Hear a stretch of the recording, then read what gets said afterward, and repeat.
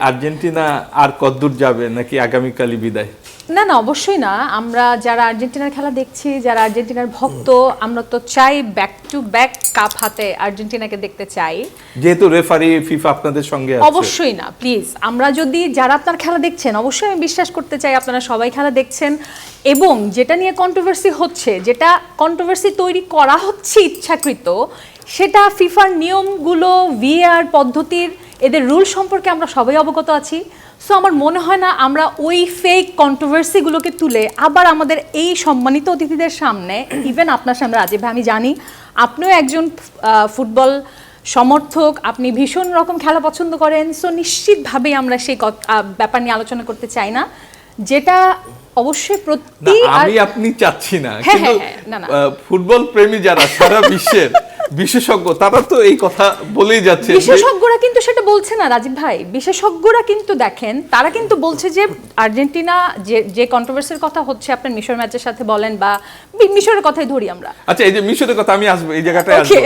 ওমর সানি ভাই, এই যে মিশরের সঙ্গে কি হয়েছে বলেন তো একটু। অভিনয়ের জগতের আমার খুব কাছের একজন মানুষ, কারণ আমিও অভিনয় শিখতে চাই। হ্যাঁ, ম্যাডাম মানুষ, কিন্তু যেভাবে কথাগুলি বললেন একটু ঘাটতি আছে, অনেক জোর দিয়ে বলতে চেষ্টা করছিলেন। তা যাই হোক, আমি তো বলি যে এটা একদম ডাইরেক্ট ডাকাতি, মিশরের বিপক্ষে। এই ডাকাতিটা হওয়াটা উচিত না। মানে আমার ব্যাপারে যেরকম দেখেন, একটু মানে আমি তো আসলে কথা বলতে চাই না, পেঁচায় ফেলায়। আমি যেরকম বলার চেষ্টা করেছি যে মেসি আনডাউটলি সে ফুটবলের বস, আমি এটা অস্বীকার করব না, স্যালুট মেসিকে। বাট ম্যারাডোনা তার সব কিছু স্ক্যান্ডালের পরে একদম শেষের দিকে কিউবাতে গিয়ে সে বলেছিল যে এইটা একটা ক্রাইম ছিল, এরকম যেন এই ক্রাইমের কথা। কি ক্রাইম ছিল?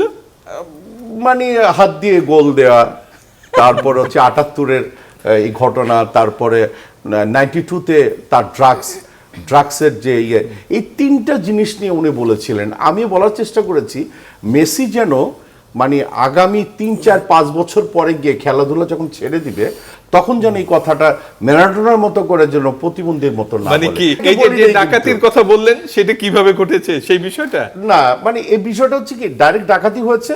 তারপরেও আমি বলবো যে আনডাউটলি একটা গুড টিম, মানে আর্জেন্টিনা এই ধরনের কোনো কর্মকাণ্ডের সাথে না থাকাই ভালো। খেলা তো খেলার মধ্যেই থাকাটা আমি ভালো। কে নওরিন, এই ডাকাতির জবাবটা কি? আমি ভাইয়াকে প্রশ্নটা করতে চাই, আপনার প্রশ্ন দিয়ে, যে ভাই আপনি যে বলছেন ডাকাতি, এই যে দুটো ফাউল নিয়ে যে কন্ট্রোভার্সি হয়েছে, আমি নিশ্চিতভাবেই জানি যে আপনি জানেন দ্যাট ওয়াজ নট ফাউল। সালাকে এটা ফাউল ছিল না, অলরেডি বলটা তার কাছ থেকে চলে গেছে, ওটা ফাউল ছিল না ভাইয়া। আপনি আপনার মতো বিজ্ঞ মানুষ, যে আমাদের মতো যারা অল্প জানা বা যারা কিছুই না জেনে শুধুমাত্র আর্জেন্টিনা, আমিও কিন্তু আর্জেন্টিনা ভক্ত, বাট আমি নিজেকে এটা বলতে স্বাচ্ছন্দ্য বোধ করি না যে আমি অন্ধভক্ত।